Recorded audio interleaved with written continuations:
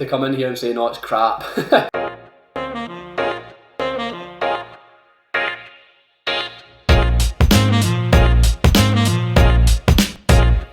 Hey, how's it going? And welcome to Whiskey Whims with me, Stuart. Today we're continuing on Not for the Faint of Heart series, which sees me looking at new make spirit from companies all over the world, from distilleries all over the world. So number 12, which is our 11th tasting, as I didn't taste number 7, as I tried that previous to this idea and really didn't like it, so it just went in the bin. But number 12 is Daftmill, and as you can tell, this is the one I'm most looking forward to. I was given an opportunity to tour Daftmill. Francis took me around and I was allowed to smell the new make in the spirit receiver, and damn hell it smelled amazing. And it was fantastic. It's a smell that will stick with me. So this should be much or less the same. There shouldn't be much change here. It's Daftmill, it's new make, that's what it was. The only difference was it was a bigger tank. I'm trying to think if his spirit receiver was wooden. I think it was.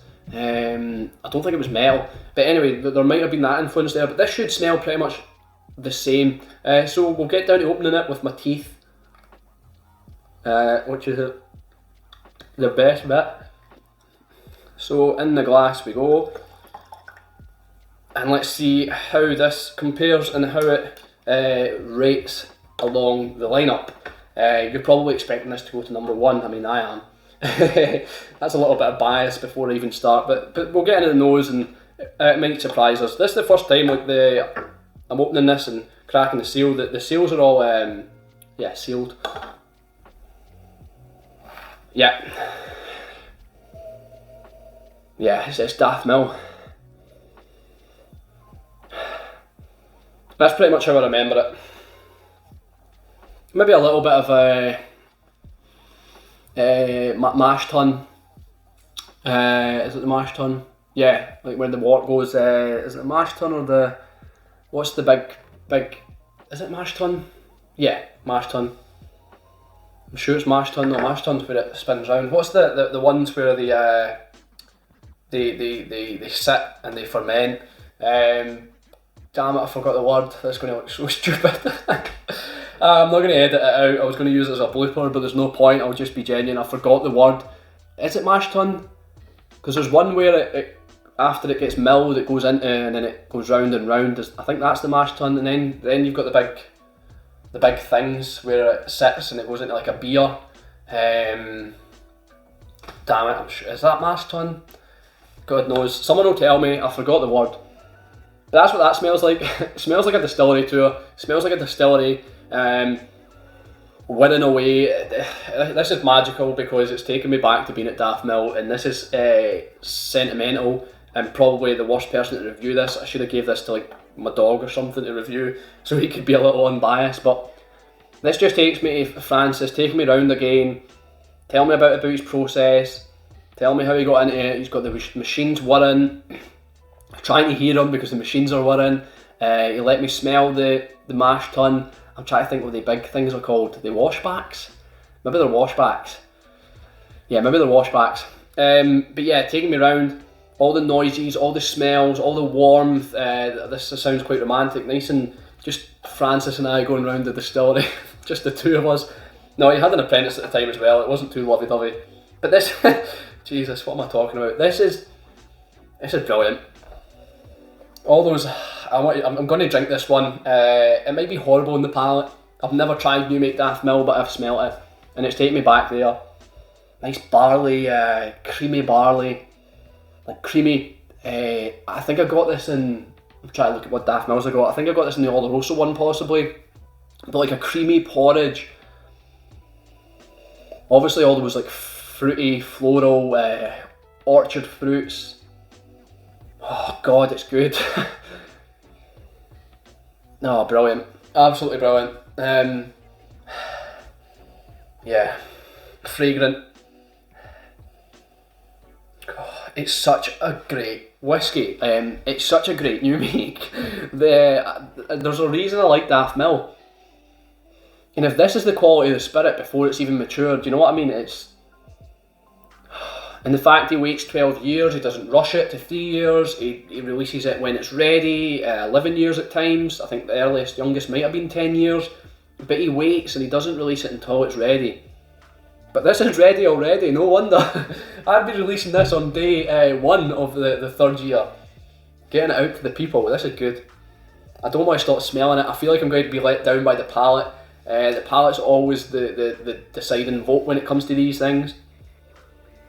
But I could smell that all day. I kind of want to keep some. I think I might keep some. This is how much I'm enjoying it. I'm not taking the mick. I'm not trying to get free whiskey from Francis. I'm not trying to prove why my love of Daftmill is so much. But I'm just being honest. This is great, and I'm going to keep a little bit of it for when I'm alone in my bed. So the palate.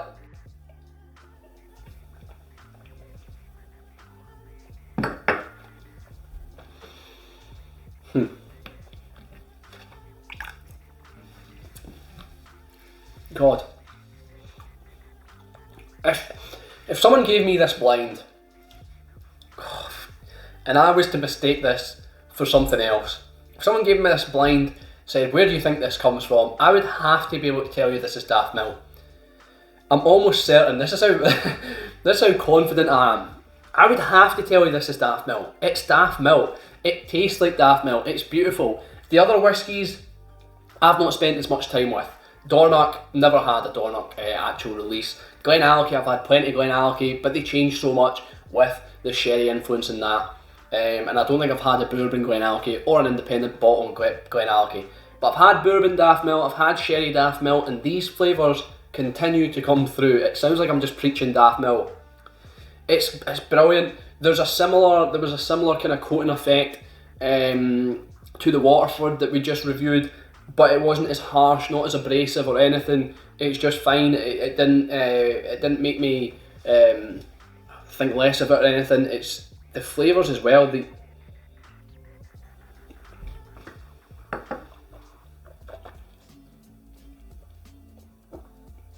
I said I'd drink it, I'm going to drink it. Fizzy, citrus, aromatic, floral, perfume, which is quite familiar with the rest of the new makes, but it's that Daftmill, I'm getting a bit of Daftmill down.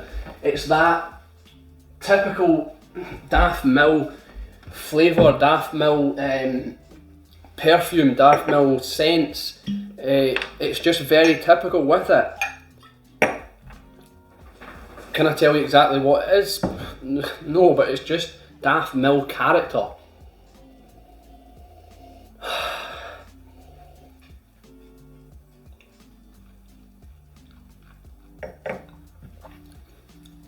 Right, there's definitely differences there, without a doubt. That's smooth as hell, easy to go down. That's a little bit rough, higher ABV, but the similarities are astounding. And I know that sounds almost idiotic, because of course it's going to be similar whiskies because they're both Daftmill, but I can't believe how much of the character, how robust it is to come through that lovely, I don't know what the word is, it's like pear drops, it's like a nice, I don't know, it's just nice.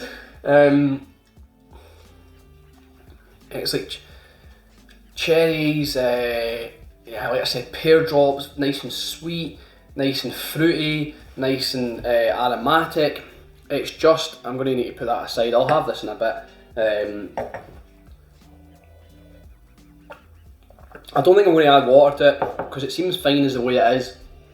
I feel like I've not given much within the sense of palate, like in actual tasting notes.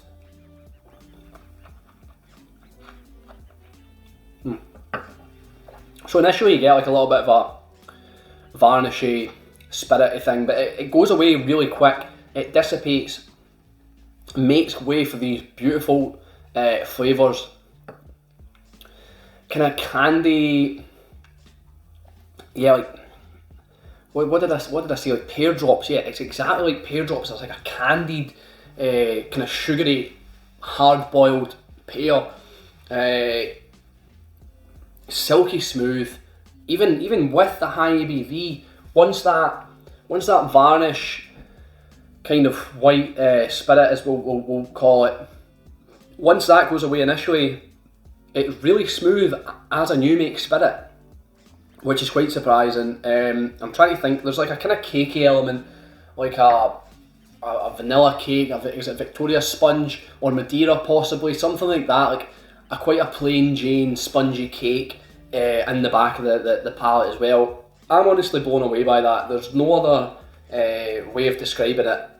I feel like this was expected, and it probably was expected, but I kind of wanted to, I'm not even going to lie, I kind of wanted to come in here and say, no, it's crap.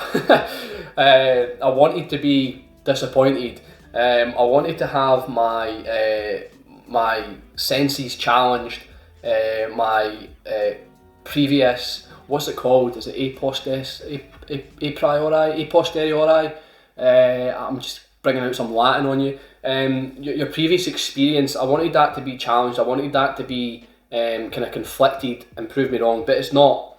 It's Daftmill, and like I said, if someone gave me this blind, gave me a glass of new make Daftmill, and I tried it and I wasn't able to tell you it was Daftmill, I think I'd be very surprised with myself and very disappointed, because that to me is just Daftmill, without a doubt. I've really enjoyed this review. I've really enjoyed that experience, and I'm so glad I've kept a little. So thanks for watching. I've been Stuart. This has been Whiskey Whims. I'll not see you later, because I still need to rate where I'm going to put it. I think you know where it's going. Daftmill is going to the front. So we'll go through the list again. We'll bring the graphic up. I've got my cheat sheet. So Daftmill at number 1. Number 2 we have Glenmorangie. Number 3 we have Donnock. Number 4 we have Linder's Abbey. Number 5 we have Cotswolds. Number 6 we have White Peak. Number 7 we have Golani or Jolani, however you pronounce it, the Israeli whiskey. Number 8 we have Glenallachie. Number 9 we have Dingle. Number 10 we have Waterford, and number 11 we have the infamous Milk and Honey. So now I can say thanks for watching. I've been Stuart, this has been Whiskey Whims. I'll see you later.